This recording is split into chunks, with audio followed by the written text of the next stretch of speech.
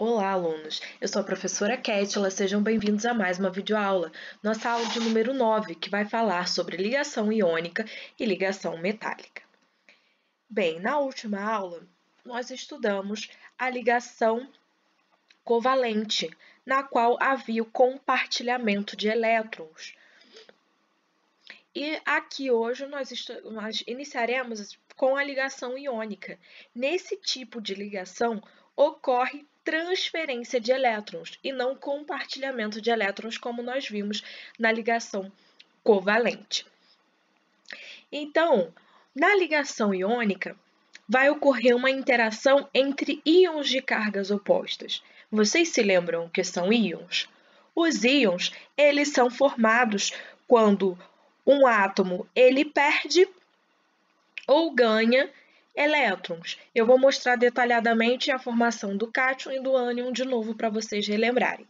Mas antes disso, é importante que vocês sempre estejam com caderno, tabela periódica e o livro em mãos para iniciarmos e desenvolver a nossa aula, tá? Para que vocês façam anotações no caderno e anotem, inclusive, no cantinho as partes exatamente que vocês ficaram com dúvidas, porque assim é mais fácil de eu esclarecer para vocês quando vocês apontam, né, o ponto certo onde vocês ficaram com dúvida, ok?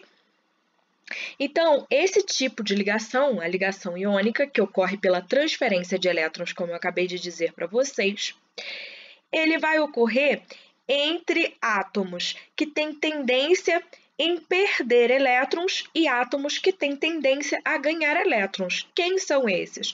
Os metais e os ametais. Pegando a tabela periódica de vocês, vocês vão identificar que os metais estão representados pela cor azul na tabela periódica. E os não metais, né, ou também chamados de ametais, vão estar representados aí pela cor amarela. Então, assim, facilita muito o nosso entendimento, né? E vocês conseguem visualizar bem melhor. Então, ligação iônica ocorre pela transferência de elétrons entre os elementos que são metais e os ametais, geralmente. Tá bom, pessoal? Então, seguindo, como eu disse para vocês, ia relembrar quais são os íons positivos, né? Como se forma um íon positivo e como se forma um íon negativo. Então, um íon positivo, que também nós chamamos de cátion, ele é formado quando há perda de elétrons. Quando um átomo ele perde elétrons, ele se torna um íon positivo.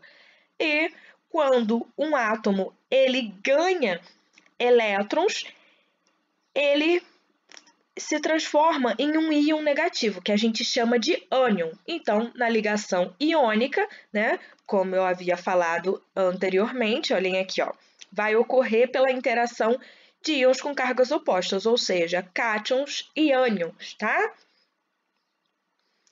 Um exemplo, né, de ligação iônica é a ligação que acontece no cloreto de sódio, que nada mais é do que o sal de cozinha, tá? Então, olhem só, os átomos aqui de cloro e de sódio, que aqui, no caso, já vão ter se transformado em íons, né, positivos e negativos, eles vão se combinar, eles vão se ligar. E a gente vai entender como acontece essa ligação para formar o cloreto de sódio, que é o sal de cozinha.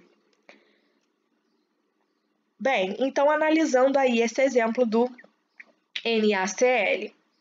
Então, nós temos que observar o seguinte, o sódio, quando nós fazemos a distribuição eletrônica dele, em sua camada de valência, ele tem um elétron. Então, se formos localizá-lo na tabela periódica, ele se encontra no terceiro período, no grupo 1, tem um elétron em sua camada de valência. E como ele tem um elétron, ele é um metal, né? Ele tem aí um elétron na camada de valência, ele está ali classificado entre os metais, e os metais têm tendência a perder elétron. Lembram disso? Que eu acabei de dizer para vocês, né? De outro lado, nós temos o cloro. Quando fazemos a sua distribuição eletrônica, nós vemos que ele tem tendência, né, a ganhar elétron. Porque aqui no caso, se vocês localizarem o cloro, ele está representado aí em amarelo no terceiro período da tabela periódica no grupo 17. Ele tem 7 elétrons na camada de valência, tá? E se vocês olharem, ele está representado aí na cor amarela.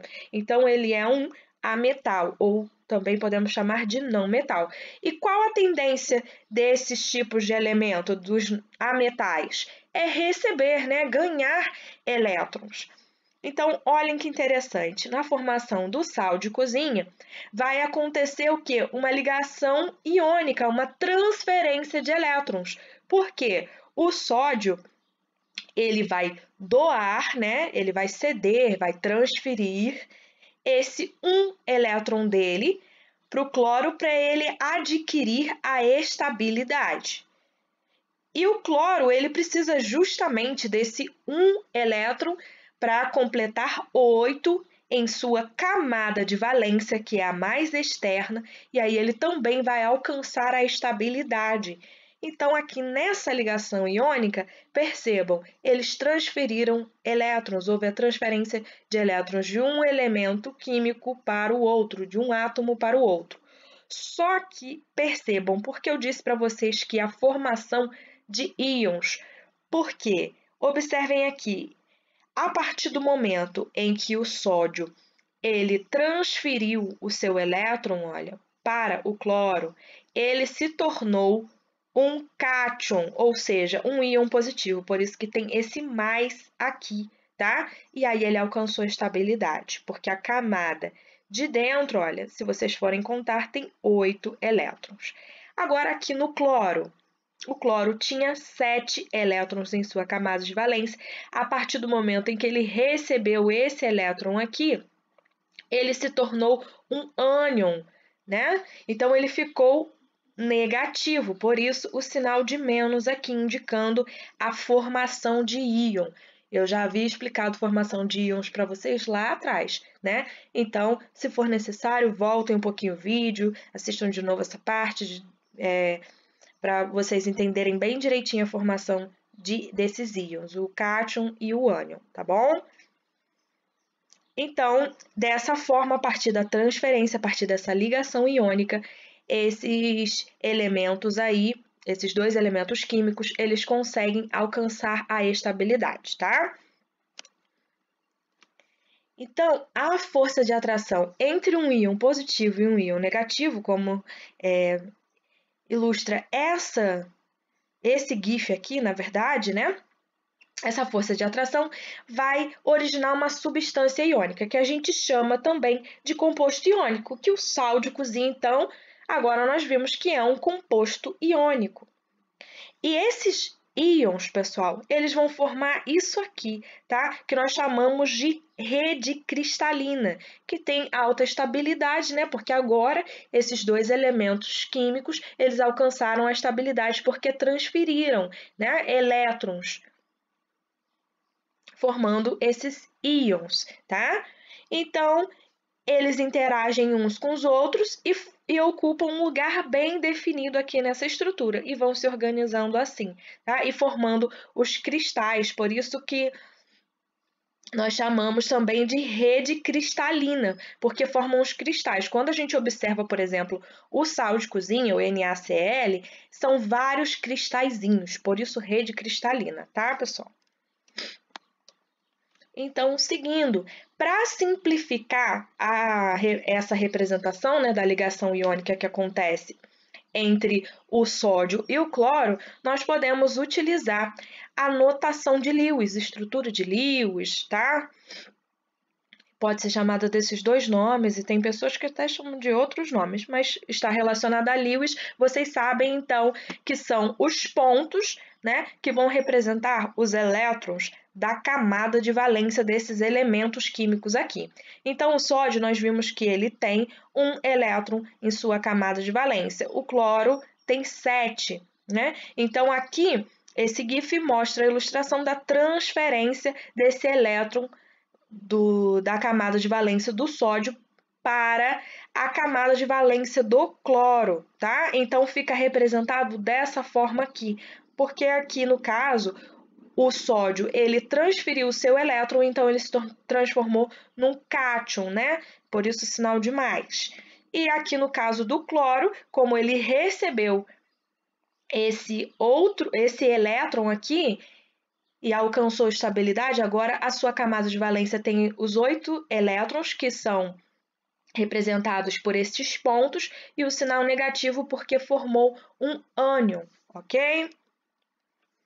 Agora, existem substâncias, outros íons que interagem, né, com mais de um cátion ou mais de um ânion, que é o exemplo aqui do magnésio interagindo com o flúor. E nesse caso, vai formar o fluoreto de magnésio. Então, percebam, o magnésio ele possui 2 elétrons em sua camada de valência. E o flúor, ele possui 7 elétrons na camada de valência. Então, reparem, o que é mais fácil para o magnésio? Ele ceder, ele transferir esses 2 elétrons e alcançar a estabilidade ou receber mais 5 elétrons? Vocês vão dizer, é mais fácil ele transferir esses 2 e alcançar a estabilidade. E o caso do flúor é o contrário, né? O flúor, ele é um ametal. Se vocês olharem aí na tabela periódica de vocês, o flúor ele se encontra no segundo período, no grupo 17 da tabela periódica. Dessa forma, ele é um ametal, correto? Então, ele tem tendência a receber. É importante que vocês vão gravando isso, tá? Os ametais têm tendência a receber, os metais têm tendências a ceder, tá?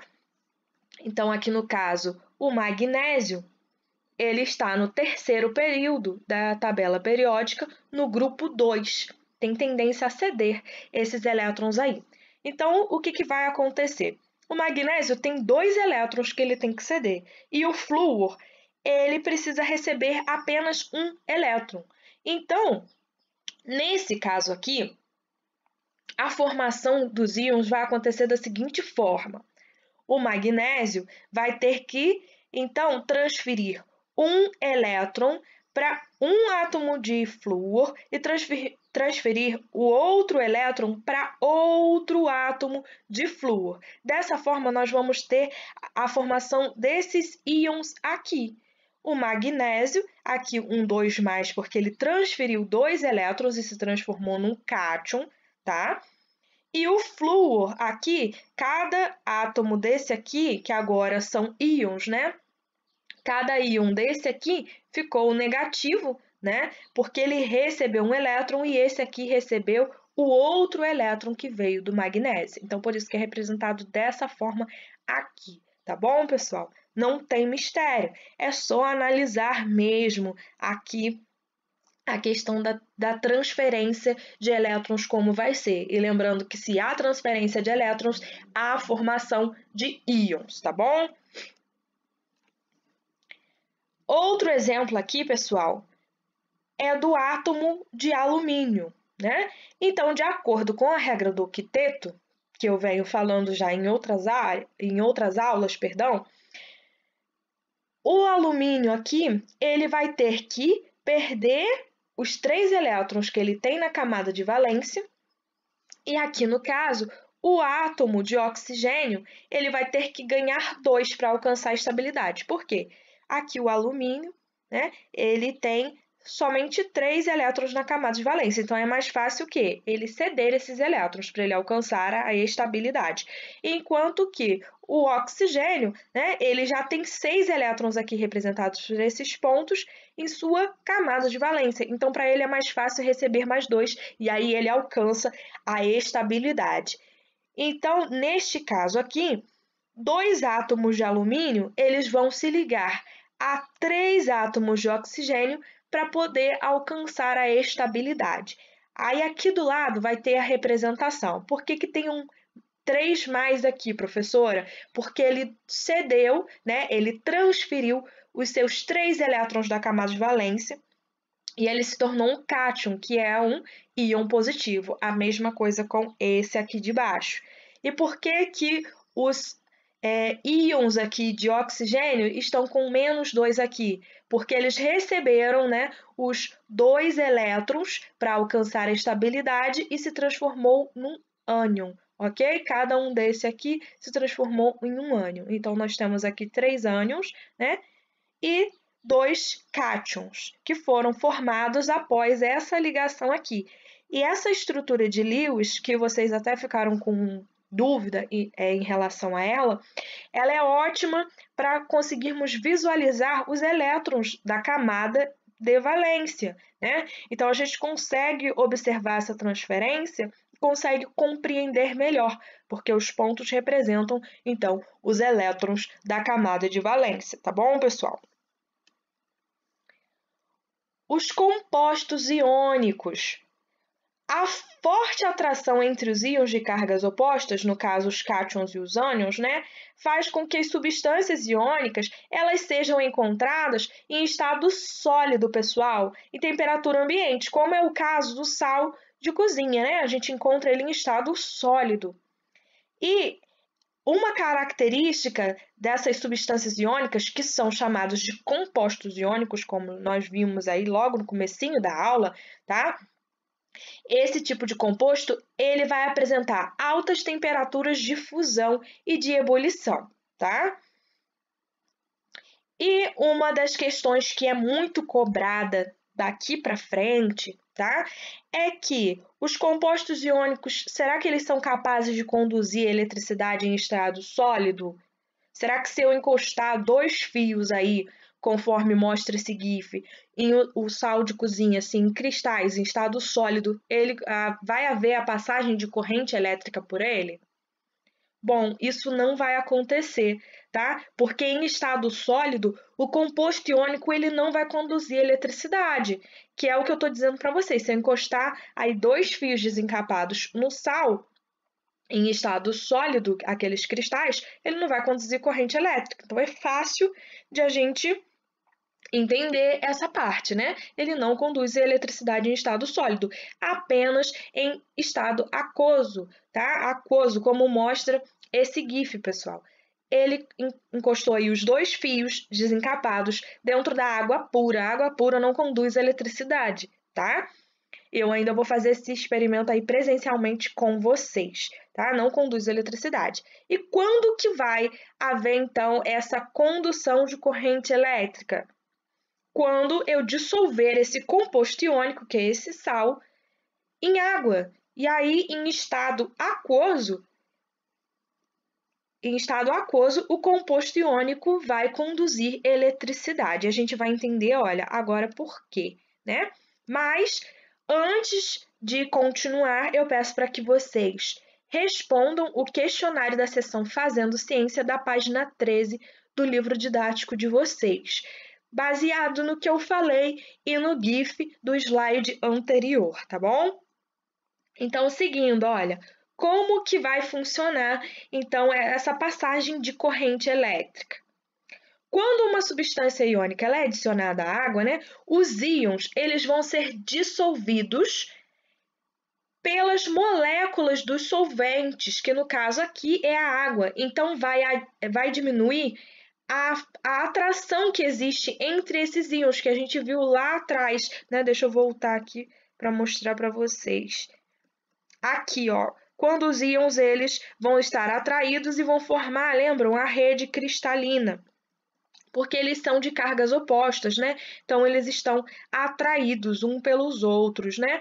E aqui, quando eles são dissolvidos em água, a gente diminui essa força aí de atração entre esses íons. E isso permite a separação e a movimentação desses íons. E quando acontece essa separação dos íons em uma substância, a gente chama de dissociação iônica. E aí vai haver a passagem de corrente elétrica. Vai conseguir passar a corrente elétrica, vai conseguir conduzir a corrente elétrica, tá? Esses íons dissolvidos. Agora, se nós fizermos a mesma coisa com açúcar, será que vai conduzir corrente elétrica? Será que se eu enfiar 2 fios desencapados dentro de uma água com açúcar, vai haver a condução de corrente elétrica? Uma lâmpada vai acender? Bom, isso não vai acontecer, tá, pessoal? Por que que não vai acontecer? Porque quando o açúcar ele é misturado em água, apenas as suas moléculas se dissolvem, não há formação de íons, tá?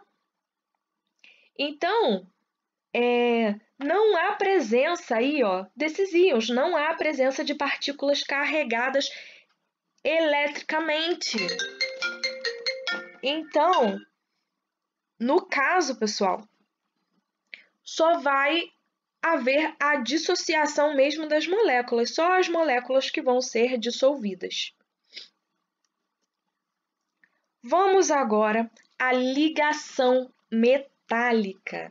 Quando a gente observa essa imagem aí, mostrando a passagem da corrente elétrica entre fios condutores, surge a dúvida, né? O que torna um metal, né, ser capaz de conduzir corrente elétrica? Vocês já pararam para se perguntar isso? Por que os metais eles conduzem corrente elétrica e outros metais, como madeira, por exemplo, eles não são capazes de conduzir corrente elétrica?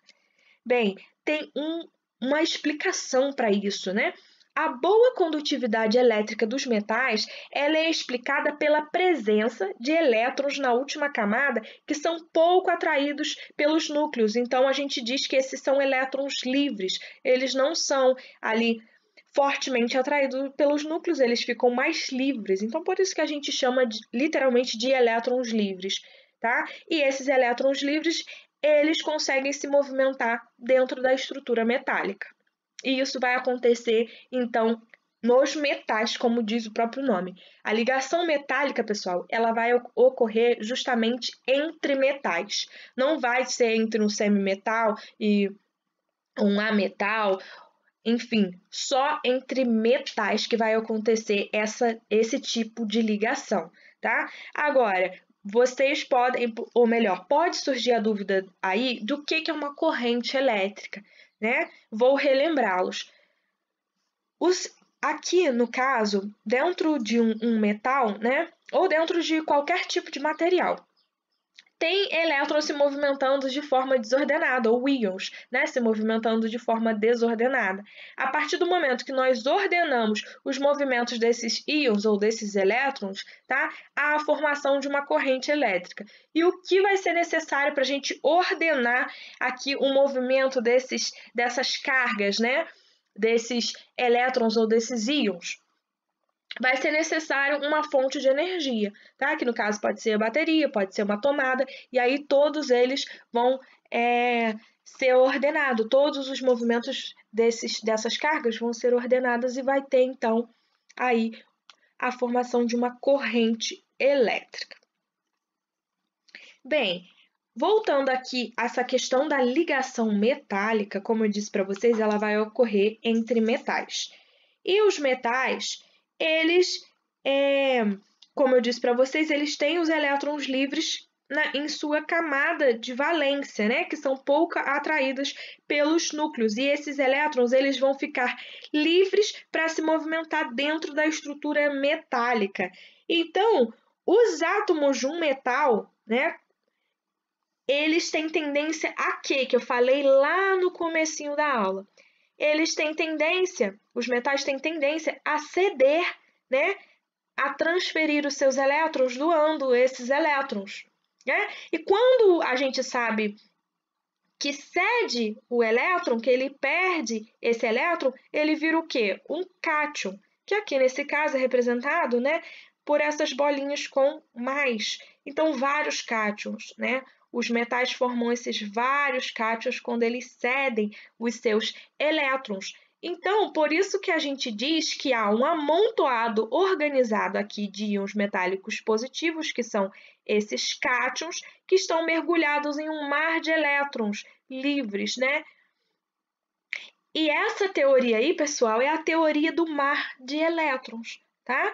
No qual os cátions, que são os íons metálicos positivos, que são formados através da transferência desses elétrons, quando eles cedem esses elétrons, eles vão ficar mergulhados em um mar de elétrons livres, formando, então, uma nuvem eletrônica que a gente chama, que é isso aqui, mas é tudo bem ordenadinho, percebam, né? Os íons metálicos positivos mergulhados nesse mar, né, de elétrons aí, que são negativos. Então, a presença desses elétrons livres, né, justifica outras propriedades do metal, como a ductilidade e a maleabilidade. Mas, professora, o que é a ductilidade? Vai ser a capacidade dos metais em serem transformados em fios, e a maleabilidade, a capacidade dele se transformar em lâminas, como é o caso dessa folha aqui de ouro. Então, como ele consegue, né, se transformar em lâminas, a gente consegue moldar, né, esse tipo de metal e fazer aí diversas coisas para o nosso dia a dia, né? Joias, enfim, uma variedade de coisas que podem ser feitas com essas lâminas metálicas que são formadas, né? Pessoal, uma coisa bem importante que eu anotei aqui embaixo é que a regra do octeto ela não vai se aplicar às ligações metálicas, porque vários desses metais, a maioria deles, né, o ferro, níquel, cobre, zinco, tá? Eles são elementos de transição. E lembrando para vocês que a regra do octeto, ela é válida para os elementos representativos. Então, dessa forma, como esse grupo é bem misto de metais que estão localizados tanto nos elementos de transição quanto nos elementos representativos, a regra do octeto não vai se aplicar a esse tipo de ligação, tá bom? Então, dessa forma também, a gente não vai ter como representar de forma eletrônica, de estrutura de Lewis, esse tipo de ligação aqui, tá? Então, é um detalhe importante de vocês repararem, que eu não vou fazer aí a estrutura de Lewis para esse tipo aqui de ligação. Bom, os metais, eles podem se unir para que a gente consiga fazer diversos objetos, né? Então, essa junção de tipos diferentes de metais, a gente chama de ligas metálicas, né? Que são constituídas por diferentes elementos químicos misturados ao metal principal, que é o caso do ouro 24 quilates. O ouro 24 quilates, ele é muito macio para ser utilizado em joias, então não daria certo moldá-lo direitinho para a fabricação de joias. Então, por isso que ele é misturado a metais mais duros e mais resistentes, como cobre, prata, zinco, paládio e níquel. Então, ele pode ser mistura um pouquinho desses outros metais, né? Para que ele adquira o formato adequado, né? O formato desejado, digamos assim, por ser muito macio. Então, ó, 75% de ouro e aí junta com um pouco de outros tipos de metais, tá, pessoal? É um detalhe bem interessante da gente saber. Aqui eu coloquei um resumo das ligações químicas que foram apresentadas a vocês. Estarei à disposição para tirar as dúvidas na live, né, da quarta-feira. Então façam, pessoal, esse esquema aqui de revisão no caderno de vocês, né? Esse tipo aqui de resumo, para que vocês me apontem aí exatamente os pontos que vocês mais ficaram com dúvidas, né? E tudo mais. Então, vamos lá. Na ligação covalente aqui, né, eu coloquei que há o compartilhamento de elétrons, par de elétrons compartilhados, formam os compostos moleculares dos compostos covalentes. Não conduz corrente elétrica, com exceção da grafite, que eu falei para vocês que conduz, né? Que é o único aí, o composto que vai conduzir eletricidade, né, corrente elétrica, aqui dentre as ligações covalentes, né? A ligação iônica acontece a interação entre íons de cargas opostas, que no caso são os cátions e os ânions, há uma atração eletrostática entre os átomos. Aqui a palavra-chave, né, ou melhor, as palavras-chave da ligação iônica é transferência de elétrons, forma então composto iônico, conduz corrente elétrica em meio aquoso, isso é super importante, né? Vai ocorrer, essa ligação aqui vai ser entre metais e ametais, geralmente, né? A fórmula eletrônica, aqui no caso representando os elétrons da camada de valência, e aqui representando essa transferência desse elétron para o outro átomo, né? Para o outro elemento químico. A fórmula estrutural vai ser representada dessa forma aqui. A fórmula molecular NaCl.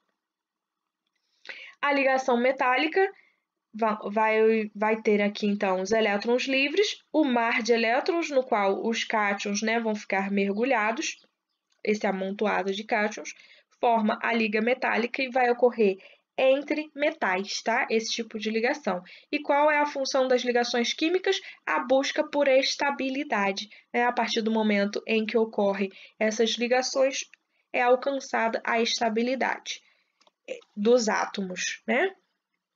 Então, vou pedir para que vocês façam os exercícios da seção Organize as Ideias, da página 16 do livro didático, e que vocês façam os exercícios da seção Atividades, das páginas 16 a 19 do livro didático. Bons estudos, um abraço e até a próxima aula!